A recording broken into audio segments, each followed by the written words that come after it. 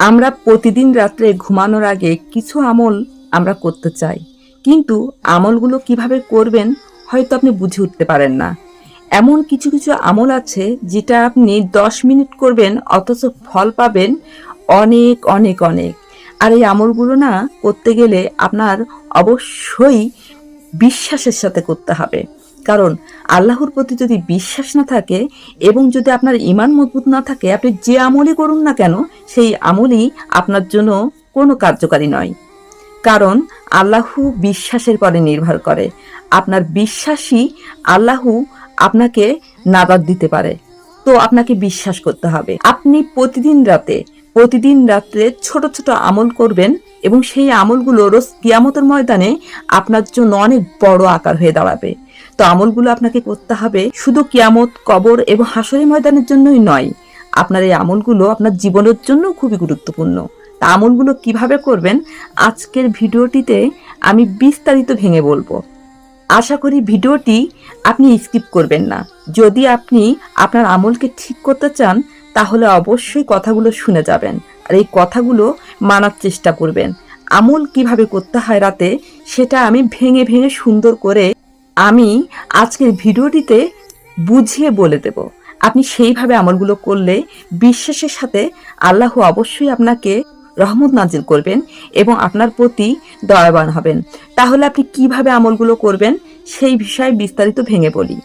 সর্বপ্রথম আপনি এশার নামাজ পড়ে তারপর ঘুমানোর আগে উজু করে যখন বালিশে মাথা দিয়ে ঘুমাবেন অবশ্যই বিসমিল্লাহির রহমানির রাহিম পাঠ করবেন। আর এই বিসমিল্লাহির রহমানির রাহিম আপনি গুনে গুনে 21 বার পাঠ করবেন।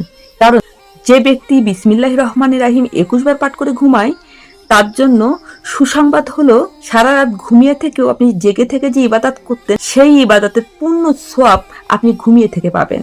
আপনার জন্য কতটাই আমলটা জরুরি, কারণ আপনি ঘুমিয়ে থাকবেন অথচ আপনি এই 21 বার বিসমিল্লাহির রহমানির রাহিম পাঠ করার জন্য আপনি সারা রাত ইবাদত করার ফজিলত এবং সওয়াব পেয়ে যাবেন। তো এটা গেল প্রথম আমল। দ্বিতীয়টা হলো আল্লাহর 99টি নাম। আল্লাহর 99টি নামের মধ্যে আপনি গুনে গুনে 11টি নাম পাঠ করবেন 11 বার করে। যেমন ইয়া কারিমু 11 বার, ইয়া বাসিতু 11 বার, ইয়া জব্বারু 11 বার, ইয়া মালিকু 11 বার। ঠিক এরকম আল্লাহর 99টি নামের মধ্যে 11টি নাম 11 বার করে উল্লেখ করবেন।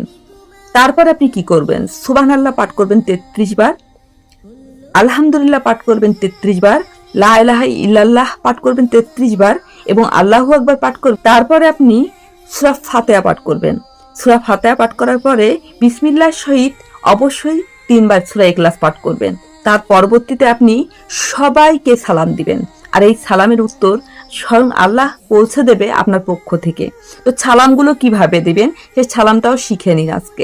প্রথমে সালাম দিবেন এইভাবে: সালাম নবীর কদমে সালাম, সালাম মা ফতেমা সালাম, সালাম পীর সাহেব আব্দুল কাদের জিলানীকে সালাম, সালাম আমার কর্মরত ফেরেশতাগণকে সালাম, সালাম চার ফেরেশতাগণকে সালাম, সালাম সমস্ত ফেরেশতাগণকে সালাম, সালাম সমস্ত বেহেশতের নর আর নারীদেরকে সালাম, সালাম সমস্ত পীর পাইগাম অলিউলাদেরকে সালাম, সালাম আখিরি নবীর থেকে শুরু করে শেষ নবীর উম্মত পর্যন্ত সবাইকে আমার সালাম।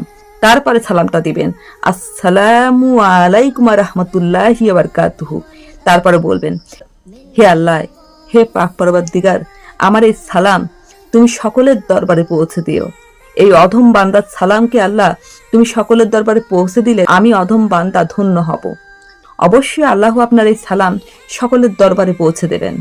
তারপরে আপনি 4টি কলেমা পাঠ করবেন: কলেমা তৈবা, কলেমা শাহাদাত, কলেমা তাওহীদ, কলেমা তামজিদ। পাঠ করার পরে তারপরে আপনি সুবহানাল্লাহি ওয়া বিহামদিহি সুবহানাল্লাহিল আযীম 3 বার পাঠ করবেন। তারপরে জাযাল্লাহু আন্না মুহাম্মাদান সাল্লাল্লাহু আলাইহি সাল্লাম মা হুয়া আহলু, এটা পাঠ করবেন 3 বার। তারপরে পাঠ করবেন আল্লাহুম্মা আজিরনি মিনান নার, আল্লাহুম্মা আজাবিন কবর, আল্লাহুম্মা আজাবিন জাহান্নাম। তারপরে আপনি বাংলাতে উচ্চারণ করে বলবেন, হে আল্লাহ, হে পাক পরবর্তীগার, হে আমার সর্বশক্তিমান আল্লাহ, আমি আপনার কাছে এই অধম বান্ধা এই রাত্রে ঘুমানোর আগে চাইছি, আল্লাহ রোজ কিয়ামতের ময়দানের সময়টা আমার জন্য সীমিত করে দিও এবং আপনি আমার আমল নামাটাকে দান করো এবং সকলের সামনে আমার বেজ্জিতি হওয়ার থেকে রক্ষা করো। তারপরে বলবেন, হে আল্লাহ, আমার মিজানের পাল্লাটি ভারী করে দিও এবং বিদ্যুতের বেগে পুল ছেড়ে পার হওয়া তৌফিক দান করো। হে আল্লাহ, আমার কবরে আযাব মাফ করো। সর্বশেষ আপনি বলবেন, নবীর প্রতি ভালোবাসা দেন, ইসলামের প্রতি ভালোবাসা দেন। আল্লাহ, ইমানের পথে চলার তৌফিক দান করুন, ইমানের সাথে মৃত্যুবরণ করার তৌফিক দান করুন। হে আল্লাহ, হে পাক পরবর্তীকার, হে আমার সর্বশক্তিমান আল্লাহ, আমার জন্য আপনিই যথেষ্ট। তারপরে এগুলো বলে দুরূদ শরীফ পাঠ করে ঘুমিয়ে পড়ুন।